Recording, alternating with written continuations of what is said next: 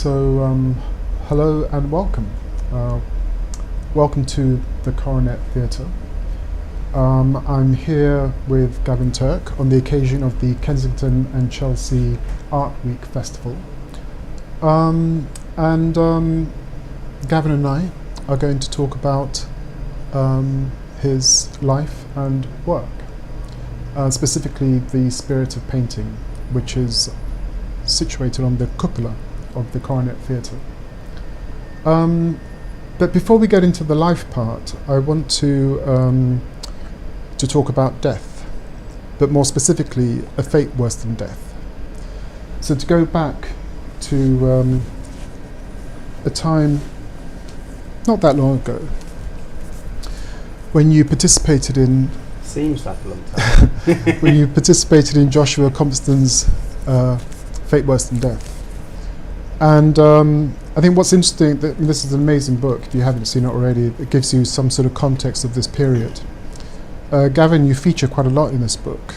There are lots of portraits of you, like this one, but also there's an amazing image of the Bash-Arat pitch. It all revolves around so a Bash-Arat exactly, it all revolves around rats. Yeah, I mean, obviously, like the Fate Worse Than Death, 1995. Maybe even earlier, slightly earlier. 1992. 92, perhaps? Yeah. Let's get quite the dates early. right. 1992, we took over the... and here's your rat. We took over Charlotte Road Street, Yeah. and there was, I think there was probably like about 40 artists who were working in and around that area in Shoreditch in London, and quite a lot of them now household names. Yeah. It was rather a dreary, strange morning in, I think, late August. Yeah, it was summertime. And I think the idea really was to get artists making things, they're making their art, but communicating directly with an audience. And so it was kind of like art performances. But Yeah. I mean, for me, I really thought it was like a, how could it be really like a classic, almost like boot fair or like a school fete or something like that. So I kind of really took it quite literally, and I thought one of the things that you might have at a school fete was this Bash-Arat, and so I ended up with a drain pipe, baseball bat, and this, and the rat. and this guy, Yeah. the rat, it's come back. Which The rat comes home. Which I've held on to for all of these years, which is amazing. Yeah. And I think that period is quite, I mean, especially that event, Fate Worse Than Death, I think it's quite interesting when you think about who was there at that time, and as you say, some of whom have become household names, and some of whom are no longer with us. Yeah, well, obviously the whole thing was masterminded by Joshua. Yeah. And he obviously I think he passed away in 1995. Soon after that. Yeah. So in the most mysterious circumstances as well. Seemingly, Right. he died from ingesting ether, Right. which he had in some vial in his gallery. Very mysterious. And also very sad. It was a tragic loss. So can you tell me something about, from that period, what was your sort of evolution? How did you kind of, not orchestrate your career, but how did you evolve your work and your life as an artist? I mean, I think then as now, unfortunately the answer is then as now. I think, it's very much a process of experimentation and trying things out and kind of making mistakes. I was fortunate enough to be represented by a gallery early on, which became White Cube Gallery, and so I was able from quite an early point to have a kind of audience connection, so I could really try things out with an audience. And it's, I mean, I think that from early days I was always trying to question the sort of like the authority of art, or what makes some art more art than other art. You know, even sort of over and above the simple question of what is art, it's like if we would leave that question aside, within art there is something that's considered better and worse art. There's something that's considered more or less art. So there is a kind of system of value within this thing that we care to call art, and that takes its cues from lots of different things that come into it, whether that's a sort of hegemonic power, whether that's a power structure which is enforcing a certain way of thinking, a certain way of making art as better than another, or whether that's to do sort of to do with advertising or promotion. Some things are more seen than other things. Some things get out more than others. Some things are more audience than others. And in many ways, I'd say that the sort of most important bits of art are the most sort of audience bits of art in a way. I mean, it's quite difficult when you throw that into like the commercial artistic sphere, but essentially artworks are floating signifiers. They're sort of objects that just absorb information. They absorb importance from around them, and in a way, like if you take an example of like the Mona Lisa, for instance, it's probably one of the most misunderstood pictures of all time. We don't really even know how to look at it, but everyone can find their route into it. Why do you think it's misunderstood? Well, if you look at it psychoanalytically, one of the most important times and one of the biggest moments when the Mona Lisa became super important was when it got stolen, was when it was missing. And the gap that created and the missing Mona Lisa was then filled up with the kind of importance and value that the Mona Lisa has. So it's almost like it's not really about what's depicted, it's more about the kind of almost like what's not in the frame, what's not there, or what in a way what people choose to believe is there. Like I famously got hugely invested in a portrait of Che Guevara by Alberto Corda, which I thought was probably one of the most important images of the 20th century, and it almost like you can substitute the word revolution with that image, the image of Che Guevara, and also one of the other things that image has, which a lot of other images don't have, is that the more distressed and used the image is, the more authentic it becomes. So if you have it on a t-shirt and it's really kind of well washed and crinkled and crumpled, it actually has more authority. It's actually sort of grows in stature. So the more sort of deteriorated the image is, like the kind of the more value it seems to have. So that's also related to time. So with time, you can also apply a value to something. If it stands the test of time, like the Mona Lisa, for example, in a way, it's like time is the great leveler. Time decides what has value, what doesn't have value. I think we're in a really interesting moment at the moment because art history itself is being kind of re-evaluated. There's lots of artists now that are coming into the I hate to use the word canon, the sort of like the line of art history. There's lots of like new artists, especially female or ethnic artists that are basically being brought into the social space and being sort of reinserted back into history. So history itself is under a transformative phase. So it's not that time has a finite. Time isn't really creating a finite value on anything. Time is a kind of curious point where the object takes on a kind of fourth dimension. So it's something that takes that bit of the third dimension of the object in space and then puts it into I suppose in human terms, it puts it into a story. It creates that object or recreates that object as a story going on into the future. And then that story gets told, reframed, gets shifted and changed, like through people playing with that story. So we're back to the idea that, and when we talk about audience, it's like an active ability to engage again and again with a story, or with a way that an object can be understood, with a way that an object can be seen. And how are you aware of the way people engage with your work?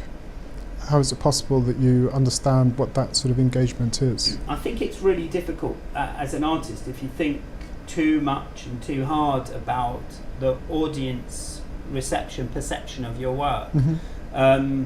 People ask, who would be your ideal audience? And obviously my answer to that, is kind of like, my ideal audience is kind of someone a bit like me, probably slightly more intelligent, hopefully. But it's there is a point like where it's a bit like asking a musician if they can change their tunes or change their work according to what the fans like, or how the fans are perceiving it.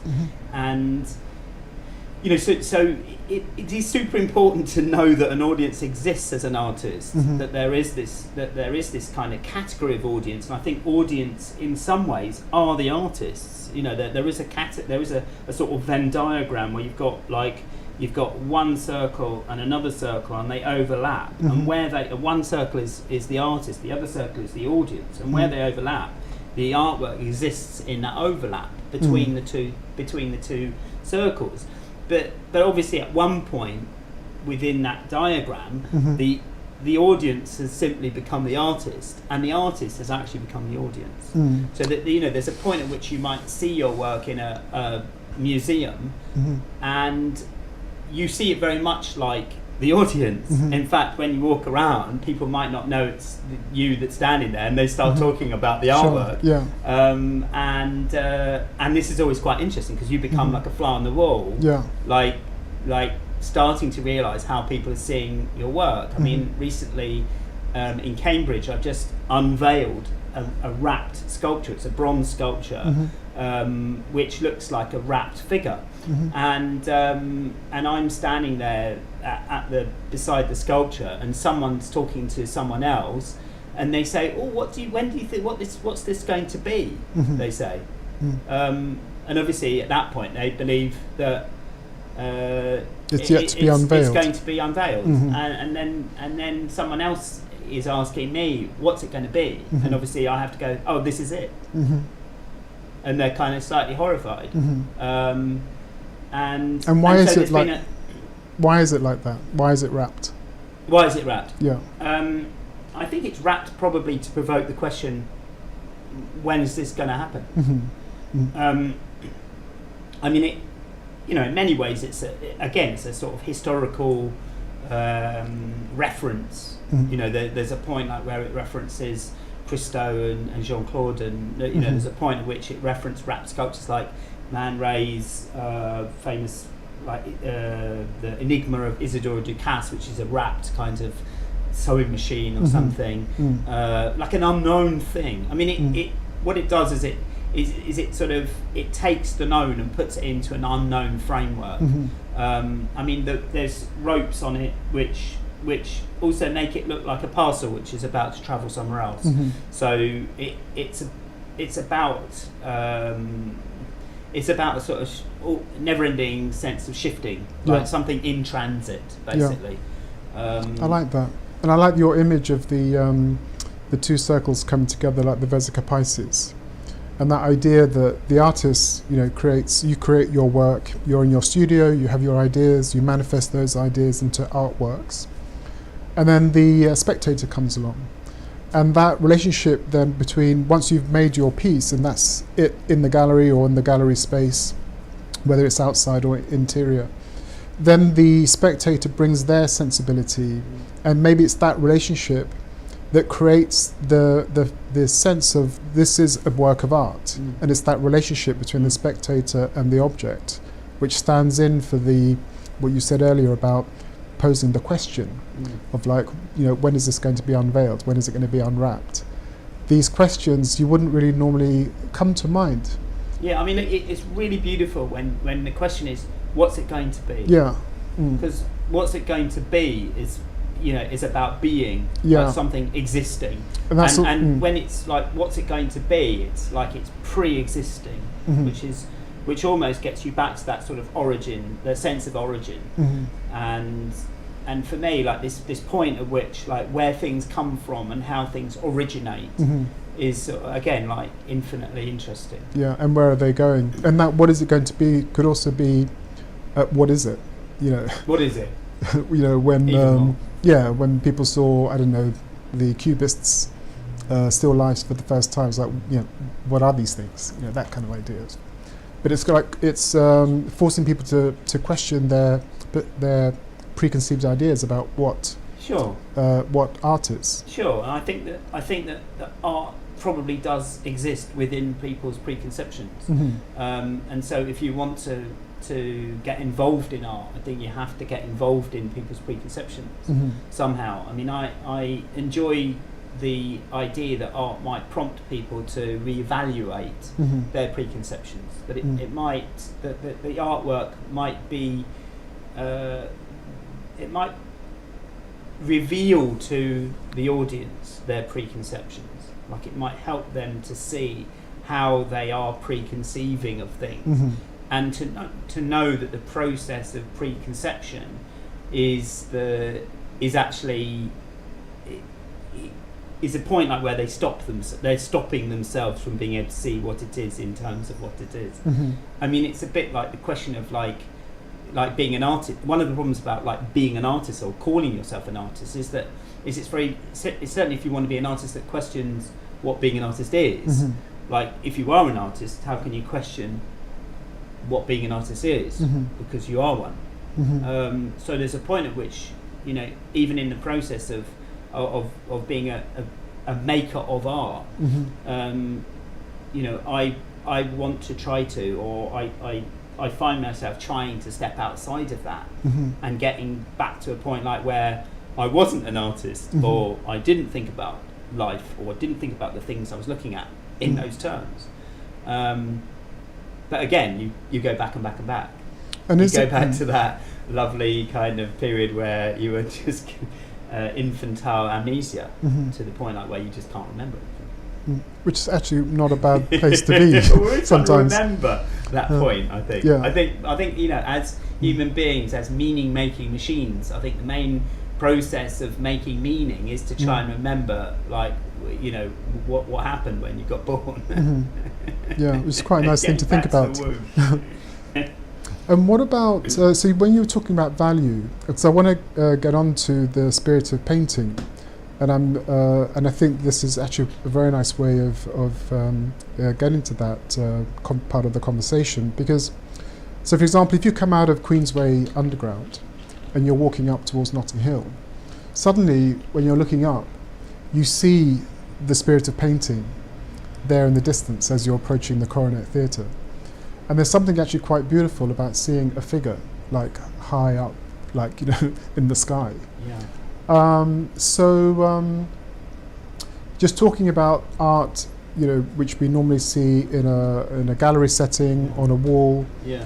But having a sculpture on the cupola of the Coronet Theatre in this way, depicting kind of like yourself as a painter, but in the style of Joshua Reynolds, is that right? So kind of talk, in the style of the sculpture of Joshua Reynolds outside the Royal Academy. Yeah. So I'd like to understand a bit about the technical considerations and the difficulties and challenges that you had to face creating that piece. Yeah, I mean... But also, can we just begin with the sort of concept? And I think you have some images to show that evolution as well, so perhaps... I have a talk, some slides. Well, I think it would be great to see some images. If we could go through them. Yeah. And they're going to be on this screen, is that right? So, if I try and do this... this is an original. So this is an original illustration of the building back in 1850 when it was first sort of designed, when it was first put there. Yeah. And obviously you can see around it you've got a lot of space. The building is really quite dominant. There's not many, all the other buildings around it are very low. Absolutely. And so on this corner, this sort of like domed, very prestigious sort of building, like with all its classical orders and things, with like little triangular sections and the way that the windows are set out, the proportionality of the building, obviously is keying into a whole kind of classical vocabulary. Yeah. And then when we look closer up, we see that right on the top of the dome is a figure. Now the figure seems to be waving a sort of cloth. I kind of, and when I first saw that illustration, I thought, oh, you know, like I think this is this sculpture from Antwerp, which is called the Brabo, and the Brabo is it comes from a Roman legend, or a legend whereby a Roman soldier he cuts off the hand of a giant who's been cutting off the hand of traders who don't pay him a tax and come into the port of Antwerp. And apparently Antwerp comes from Antwerpen, which means hand throwing. So I thought originally that the sculpture on the roof had something to do with hand throwing a giant's hand. Right. But then I was told that, and I thought to myself, well, it's nothing to do with Antwerp, is it? So I don't know whether Notting Hill Gate twinned with Notting Hill twinned with Antwerp, maybe the Napoleon of Notting Hill. But then apparently I was told it was Hermes. Right. And I kind of thought a coronet, that's a crown, and Hermes, that's a winged cat. Messenger type person. Messenger, yeah. I mean, a flying creature, Hermes, Apollo, flying. He's got wings, so he could land on a roof. So he's kind of like, he's a bit like Spider-Man or something. So he could work. You know, that might be something, but it doesn't really quite look like the figure that I saw. So one idea that you had was to create like Hermes or Mercury. I was really trying to follow through this sort of classical, thinking about the kind of classical way that the rooftop is. I mean, one of the things we've really got to understand is that because you can only ever see the sculpture on the roof, it's already, you're already like 100 meters away. You have to be 100 meters away from the sculpture to see it. Yeah, to see it within the context of the building. Well, to see it full stop. Yeah. I mean, you know, you have to be on the road, and if you're at the door of the theatre, like, you're too close, so you have to go away. Yeah. You have to go away to come back. So you have to be 100 meters or so away from it in order to see it. Yeah, you need that distance. So what we're looking at really is not a question of detail. We're looking at we're looking at an idea in the distance. Yeah, or a feeling. A feeling, or a pose, like an attitude. Yeah, like an attitude. So I mean, I started looking at other sculptures that were like figures on roofs as well, and I came across Anthony Gormley's series of figures that were standing on roofs. Yeah. As these kind of strange, lonely, odd, kind of like slightly scary ideas. Are they permanent figures? Gormley's figures? They're permanent. It's a moving. Very moving. It was a moving show. I think it was. It was a sort of touring show. And I see. The one in the slide here is in Hong Kong. Right. So but there's been a series of them. I think there was some in New York. There's some in London. I think that they've travelled around as a series of sculptures of figures on roofs of high buildings. But this one looks quite. So it's sort of about the city yeah. and about. But it also seems to get drawn into like people getting trapped in buildings and jumping from buildings. Right. So it's sort of about a story of figures jumping from buildings as well. Yeah, it has an ominous feeling to it. There is a sort of slightly scary feeling to it. Yeah. Also, obviously, classically, you've got Nelson's Column. Yeah. I mean, Nelson's Column, amazingly, is this figure that you never see, like Close up. You never see it close up. You Mhm. just see it. I mean, you do sometimes see it when they're cleaning it or something. You Mhm. see like close up of it. It's very It's very caricatured. Yeah. It's very sort of stylized. But it was never made to be seen at close range. It was Yeah. always made to be seen right at the top of a column. Yeah. I mean, an interesting thing, like to put a column. Here's a classical column, and let's put a Mhm. figure on top of it. Yeah. What's that? What's Well, that it's saying or doing? quite loaded with symbolism, But it's isn't very it? loaded with symbolism. Yeah. You know, it's very full of kind of white male Nuance rhetoric. sort of thing. Soz. You know, Yeah. colonial rhetoric. It Yeah. is full of that, and so quite here we shocking, are really. with a commission for putting something on a building, Mhm. a figure on a building, and also high up. So I also then here's Nelson's column again in the Sun, Mhm. and now here's a portrait of or a photograph taken of. Sir Joshua Reynolds, Yeah. as portrayed by Alfred Drury in like 1915. So between sort of, Oh, I so think quite it's like, late. yeah. Mhm. And so it's a sculpture of a painter. This Mhm. painter, Joshua Reynolds, obviously, like he creates a club with Samuel Johnson and various other sort of like intellectuals of the day, Mhm. and they meet at something called the Turk's Head, All right, which that's is nice. a little club, the Turk's Head. Yeah. And, Where was the Turk's Head? Like in it's somewhere in Piccadilly. Right, I can't okay. remember Like a exactly. coffee- I think was where it like it a was. coffee shop? I think where it was. oh, it It's sounds like a bar. pub. It's Yeah. It's a bar. Mm. Yeah. And then they discuss like the idea of setting up an artists society, Mhm. an academy for art, Mhm. and obviously it is teaching. Mm. And also like a place for artists to be. Mhm. So, and then it gets a royal charter. So Yeah. it gets royally affiliated, and it becomes kind of like the first, and probably becomes the kind of the game plan for artists, kind of clubs. You know, Mhm. artists getting together and creating their own kind of worlds, if you like. Mhm. And it seemed interesting here. You've got you know that you've got this picture of a classical Mhm. classical sculpture of Sir Joshua Reynolds, a painter, Mm. and I found myself kind of trying to put this sculpture on the roof and seeing what it did, seeing how it worked, Mhm. seeing whether this gesture of painting the sky or kind of this slightly and then looking at the pose of it as well, because again if we go back to the pose of it, it's like contrapposto, so it's actually a Roman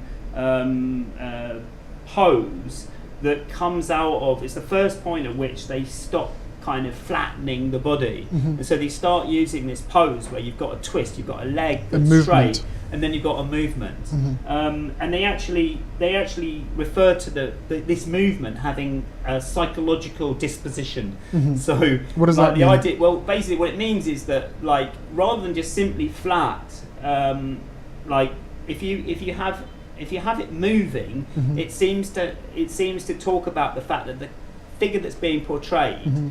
is involved in some psychological relationship to the audience, Mhm. or to the world Yeah. as they move. That Mhm. they have that it gives you but it comes almost back to your cubist thing. Mhm. It's about a kind of like It's a 3D, relation- 2D yeah, it's a relationship. Obviously, So the right hand of the Mhm. figure Mhm. is kind of pointing with this stick, and the Mhm. other hand is like passive and holding the palette and brushes. Yeah.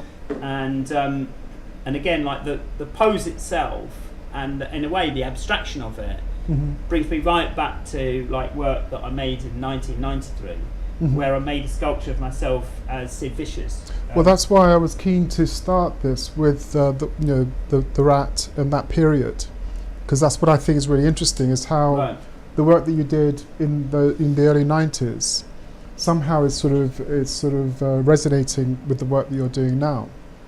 You know, and when we think about rats, for example, Bash the Rat, you think about rats residing kind of underground, sort of in the drains and all the rest of it. Yeah. But of course, you're creating something that is actually in the air, it's like in space. Yeah. And it's sort of this opposite. So you're going from something, for example, kind of earthbound, and you're elevating this idea of the spirit of painting Yeah. to the top of a building It's in ironically, relation to they're the not really- sky. I mean, there is a sort of irony in this, the spirit of painting, because I'm not really somehow like a Well, it'd be nice to understand painter. more about. I'm more of a maker. Well, So Picasso. I make paintings rather than Yeah. paint paintings somehow. Well, Picasso always described himself as a painter, although he did everything, obviously.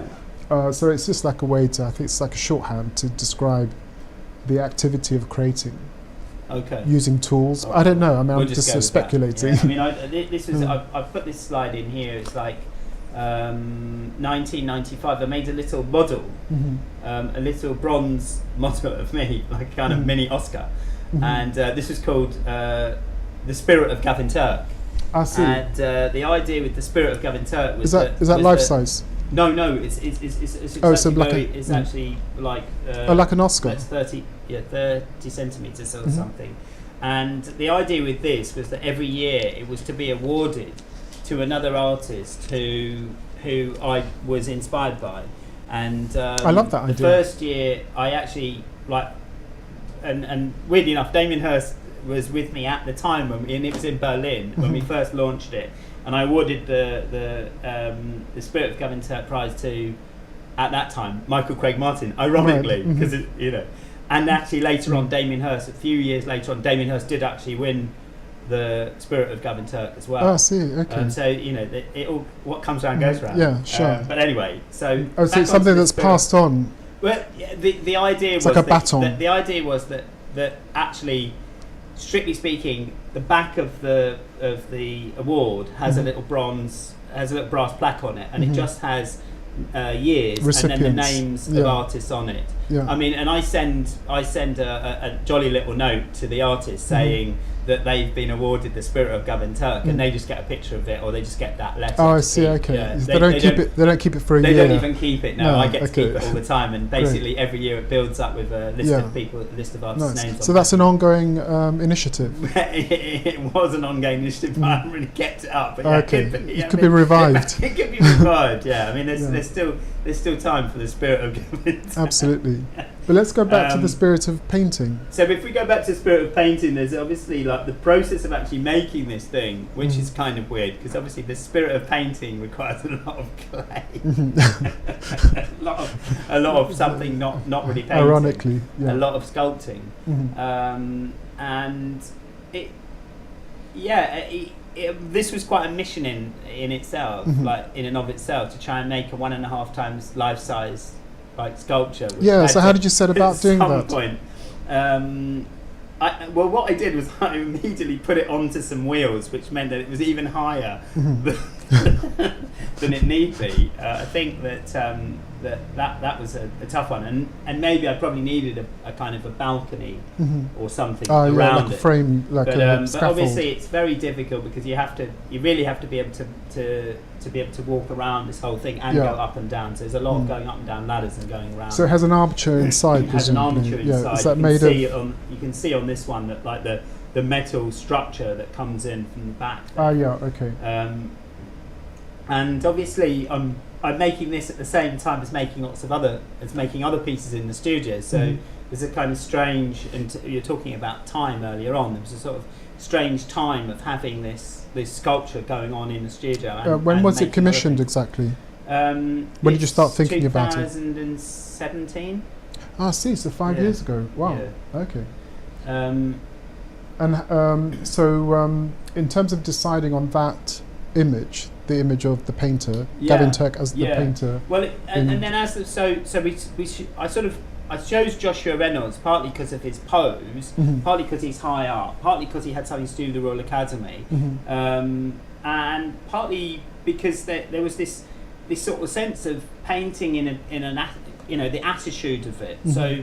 So he's got a wig and a sort of like long coat and Mhm. breeches and he has these kind of cool socks and tights. Yeah, with buckled And shoes and buckled stuff. shoes. Yeah.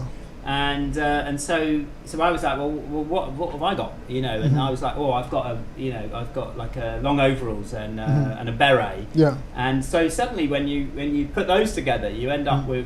with this kind of curious picture of someone with almost like a workman. You know, Mhm. you end up like with, rather than this kind of royal patron, you end up with someone who's a worker, Yeah. someone who represents the workforce. And also the Um, berry is very much associated with Shay. And the beret obviously like brings us back to Shay to a point. Yeah, so it has those.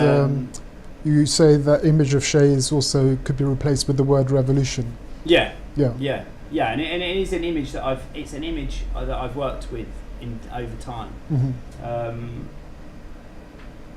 So then this is me in the sculpture, in the studio still. So this is obviously the final, the image or the sculpture as the final piece. As we can have it in the studio. Yeah. Oh, I see. Okay. So then it had to be so- finished in situ. Well, it had to be sort of mounted. So Hmm. so we end up like, this is it, kind of on the crane, Yeah. like finding its way up the front of the side of the building, Yeah. up onto the roof. Hmm. Where were you at this? Did you take that photograph? I'm actually on the roof. I'm You're on the roof. I'm not. I'm on the road at this point. Yeah, And then I okay. run in and run upstairs. Is Yeah. there not running up and downstairs? Okay. I can imagine. Could've got on the Well, train. left a bit, right a bit. So, in terms of the cupola, did the actual cupola itself had to be reinforced, or what was that Well, process like? Yes, I mean structurally it was quite complicated to actually evaluate Mhm. like the strength of the cupola. Yeah. But as it happened, there was some little structural considerations. Yeah, and do you But work out basically all of on the those? whole, it's not me. No, you work with like a structural engineer, or Sure. yeah. And yeah, so there was some little structural, but in actual fact, the roof, because of its shape, Yeah. is actually very Quite strong, Is actually yeah. really strong. It's like one of the, it's one of the strongest Shapes that you can have. When, Mm. In fact, when you put something on it, It actually makes it even stronger. It actually makes it even stronger. Yeah. So And how it much actually- does the sculpture weigh? Well, this is the thing. Mhm. The reality is, Mm. that the sculpture's actually made of aluminium. Oh. Because I couldn't get all the maths Mhm. early enough. So the sculpture's actually made of aluminium, Hmm. and so it's not super. It's not right. So do you have like a sort of a sculpted version in your studio, and then the aluminium versions on the cupola up this way? I've got no. Well, the only cast I've done is Mm. actually on the roof. I see. Okay. But I have the mould. Yeah. Because obviously the way you would make it is you have to then transform the clay. You have to Mhm. take a mould off the clay. Yeah. And so I've got a mould of it. Hmm. And but in many ways it's so site specific. This Hmm. I'm not quite sure how or where I would Mm. find another opportunity to Mm. display it. So it's, I mean, in some ways, this is the thing. I think it fits into this kind of curious metaphysical landscape that I'm creating with my works, Hmm. where I've got this large nail which Mhm. is in St Paul's, near just sort of behind the cathedral at One New Change, and then Mhm. I've got this giant door Yeah. which stands in a doorway. Yeah. So it's a 3.5 metre door in the door frame, which is Mhm. just outside the brand new Museum of Migration in Rotterdam Harbour, Hmm. as a permanent sculpture there. Hmm. Do you have a photograph of that and then to I've show got- the viewers? I'm sorry, I don't. No. Okay. This is the last slide I've got. But yeah, and then I've got the Ariadne wrapped sculpture in Mhm. Cambridge. Mhm. And and then I've got a giant sized plug in Paddington Basin as well. Mhm. So is this And- like a new way of thinking? Is this like a new way of thinking about? Because obviously, you're not straight out of art school. You're established. Your work is sort of evolving. Although it's a lot of the themes, you're sort of evolving the themes, but also the work, the way you're thinking about the work is clearly evolving. So can you talk just a little bit? We have a bit of time about what's the thing you mentioned, the metaphysical dimension Mhm. to your work. Mhm. Can you talk a bit about your thinking now? Well, the metaphysical thing again, like, comes back to. I mean, it's sort of like old-fashioned way of talking about thinking about being, Mhm. and you know, in lots of ways, like these either like oversized things or things that refer to kind of lost time, or things that refer to things that they're almost like they sort of, these things are frames through which we come to understand like what culture is or what we are. Mm-hmm. You know, I'm always struck by and interested in the idea of how much of me is me and how much of me is sort of culturally defined. Mm-hmm. How much of me is sort of given to me, and how much of me do I actually innately have? Have you arrived at an answer to that no, question? you never do. You can't really do that. But Mm-hmm. you do. But basically, what happens is you go through a sort of a buffeted experience of life and questioning. Is that something to do with nature and nurture? Nature and nurture is another way of putting it. Yeah. Mm-hmm. It's the constant sort of battle. I mean, and there's a massive battle at the moment with human beings and nature. Mm-hmm. If we exclude ourselves, I mean, human beings are nature. Mm-hmm. But at we the like to same think time, well, I think that people don't. I think people don't think. I think people generally don't think of themselves as nature. Yeah. I think people think of themselves as separate from nature, and I think this is a big problem. I think there's generally like a lack of there's a human lack of respect for resource, for natural resource, and this is becoming a bit of an issue. Certainly on a climate level. Does your work sort of speak in different ways to this problem of climate change? Well, big problem. Again, it's only really relatively recently that I've realised that the whole climate situation needs to and has to like really deep, like go deep into our cultural being, and so, you know, I think as artists they have a responsibility in some way. Absolutely. To kind of, I mean, you know, art does two things, doesn't it? I mean, one is it just simply holds up a wonky mirror to society on one side, and on the other side it expresses the philosophy of the artist. And so I think on the second bit, the philosophy of the artist, I mean, certainly for me, I feel there's a sense of responsibility to trying to sort of share the good news, if you like, which is that we're actually still here. Human beings are still alive. There's a, you know, and all the time there's a possibility that that they might be able to kind of like come clean or come clear on what they're up to. Well, I'm very much of the. I mean, I think that, you know, where there's human life, there's hope. But I also think that through art, the artists can talk about things that are perhaps quite difficult things or abstract ideas, and express these difficult things or abstract ideas through art to people. So there's also a way that art can function in a way that could help people to understand things in a way that is more human and less kind of corporate. Yeah, I mean, you know, artworks always talk. They talk a sort of a plethora of stories at the same time. That's what they do. They say a lot of things at the same time. I can sit here like chatting about my art or whatever, but like it's really not as good as the art itself. It's not. I'm not doing as good a job as the art does. The object does an amazing job to kind of occupy lots of different places at the same time simultaneously, and you know, and hopefully. Hopefully, you know, I make that in the work. I make those conversations. I make that storytelling. I make that philosophy and that wonky mirror in the work. That it's there. And so, although, you know, I sit here to kind of promote and advertise the work, essentially the work has to do the work. Well, I think what's interesting about something like this is that you're not really describing the work. You're not sort of. I don't even think you're advertising the work. It's more about opening up a discussion that allows the viewers to think about how they feel about not just your work, but about art more broadly.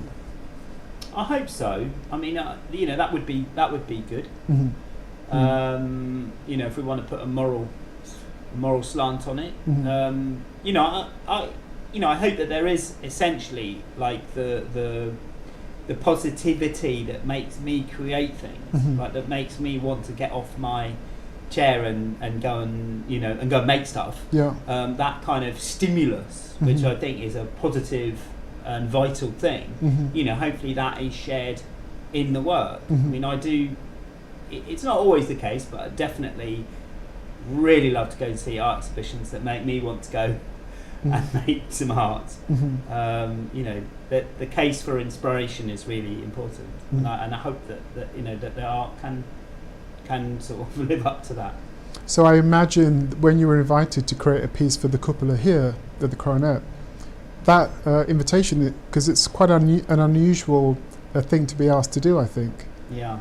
So that must have been quite inspiring, I would have thought. It's really hard, to be honest. It was really difficult to. To sort of to kind of figure out a way of making a work which was to be seen at 100, 100 meters. It's a really, it's quite a profound. It's a profound opportunity, actually, and it did take quite a bit of time to kind of formulate or come through in a way, like to dream up the concept and how to do it. I mean, incidentally, the notion of the self-portraiture as well, which I hadn't really gone into, the business of self-portraiture. Yeah, talk a bit about that. Generally speaking, for me, with self-portraiture, I pretty much make sculptures of me as other people, or in a way what my sculptures are like a series of not other people, and so they sort of they become slightly characterized by the idea of being a self-portrait, and the artists in a way, like the sort of modern artist, in effect, like from Velasquez onwards, like puts themselves into the frame. And so whether you kind of acknowledge or not, most art that fits into the category of modern or postmodern or modern since the beginning of modernism, is characterized by the fact that the audience is asked to have a relationship with the artist, that there is this philosophy, and that so what it means is that nearly all art is kind of self-portraiture, whether you choose it to be or not to be, and that obviously means that when I do it overtly, I'm also like just bringing up that kind of sense that in some ways I'm indebted to the idea that it's all a self-portrait. So I feel that there's a question of the self. If you want to question like how art comes about, you need to get to come to terms with this idea of art as self-portraiture. I'll garbled that. So we have some questions from our audience, and thanks very much for watching. And thanks, Gavin, you've been brilliant. I think there are probably too many questions to cover, but there's one, do art and activism go hand in hand?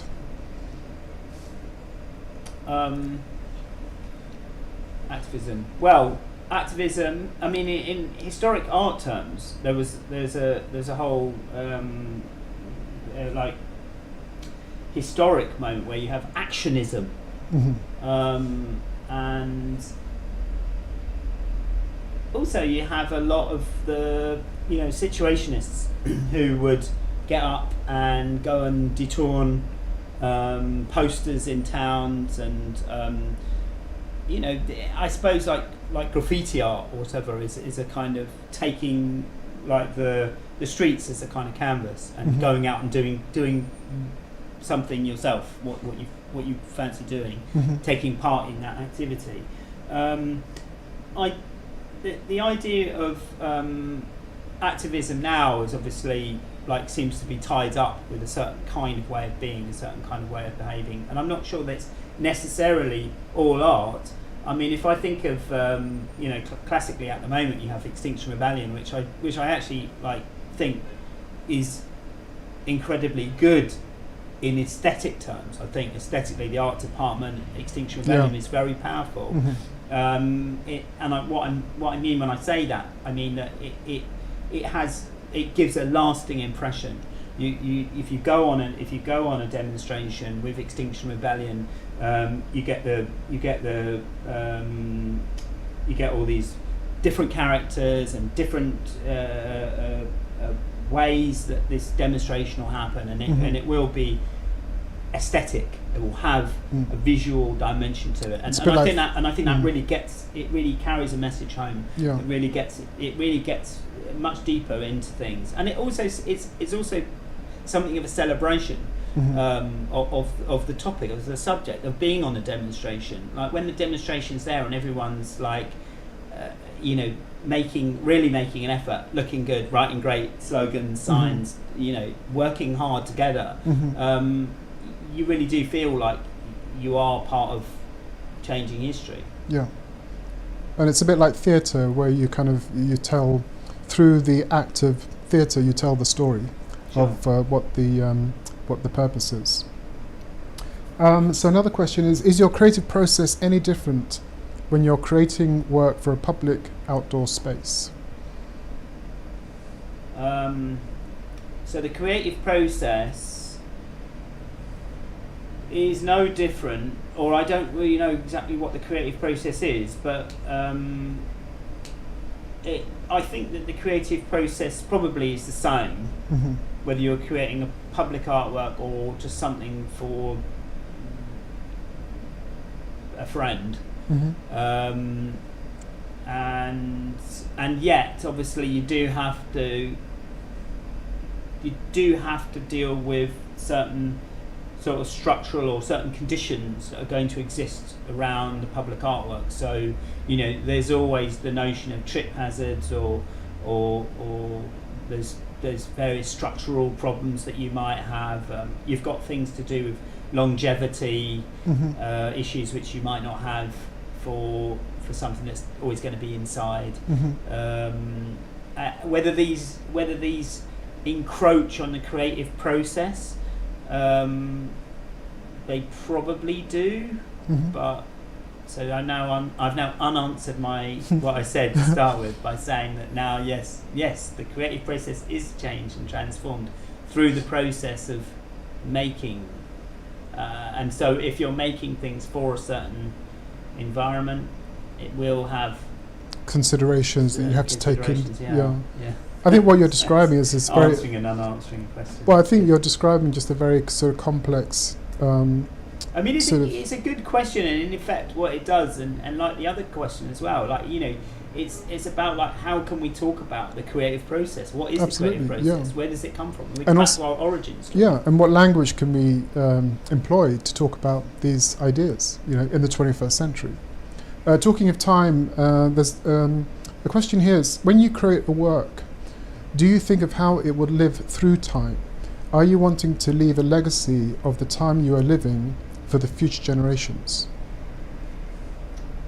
I mean, I think you do. I think one does, and I think within, again, coming back to this idea of art, I think that what art does is when I say you hold up the wonky mirror, I think that that there is some point at which you are laying down a kind of a cultural artifact of that period, and that there is unless it's an ephemeral work, unless it is like a performance artwork, and even still with performance art, you can see that that gets heavily photographed, and then the photographs become the thing, like something that goes into a museum. I mean, certainly when you think about 70s artists whose work, actual physical work, no longer exists, but their photographs of their work are in all the museums and are part of the art history. Yeah, or if you think of like The Rites of Spring, Nijinsky's thing with, which was just like,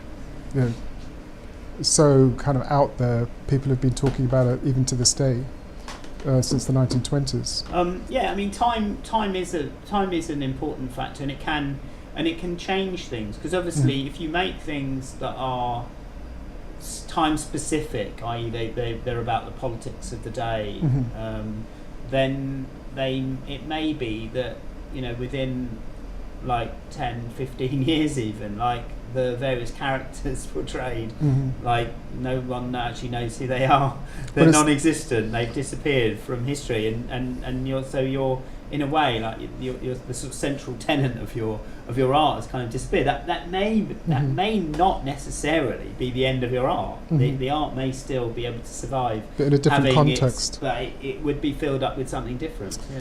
So I think we have time for maybe two more. I mean, we are in a. I think also, like, I mean, I don't want to jump the questions here, but they're obviously we are, and again, coming back to history and looking at sculptures in this way, we are in a period where Colston sculpture in Bristol gets pulled down and thrown in the water, Mhm.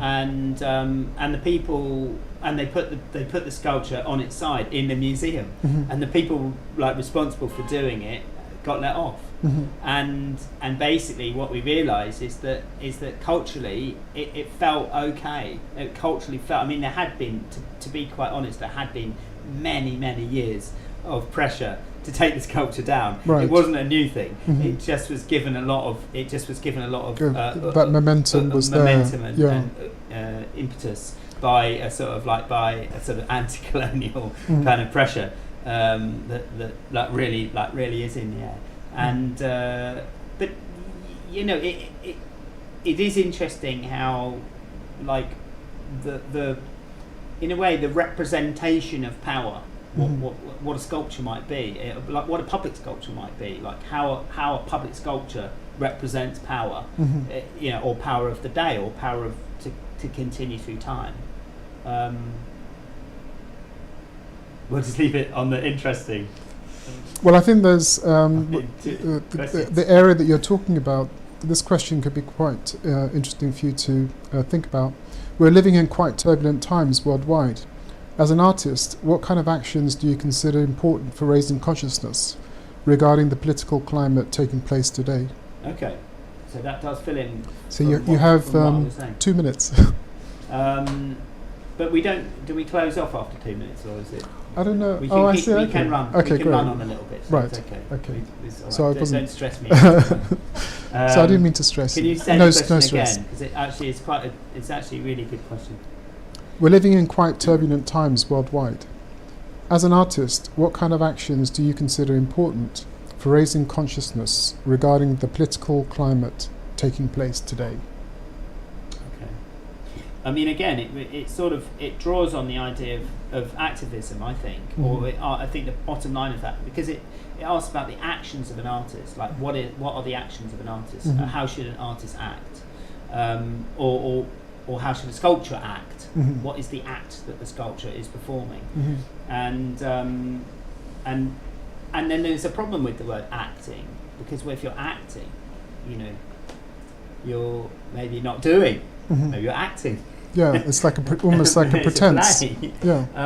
But I think that for me, I feel it's important to sort of hold a. It's just such a difficult answer, really, because it requires me to talk about holding some sort of moral or some sort of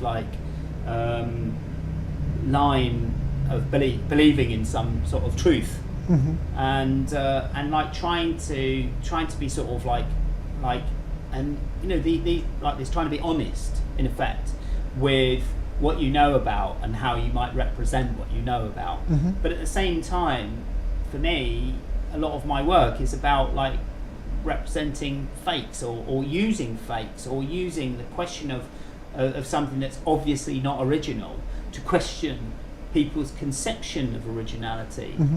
That people believe originality or the truth or that something that's real exists in a certain form. Mhm. But it only exists in that form if you exist like wholeheartedly within that ideology or within that paradigm, within Yeah, that framework. block. So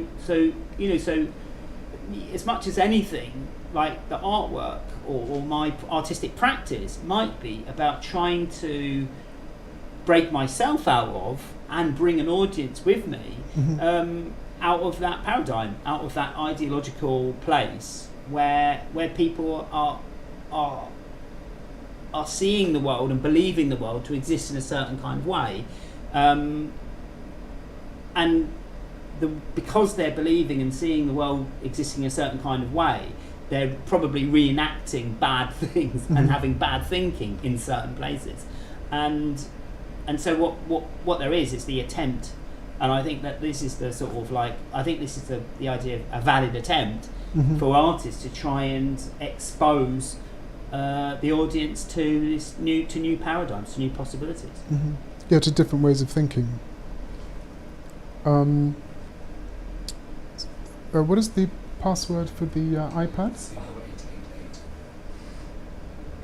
Thank you. So I'm sure this is a question that a lot of the audience would like you to answer. Can you tell us what you're working on now?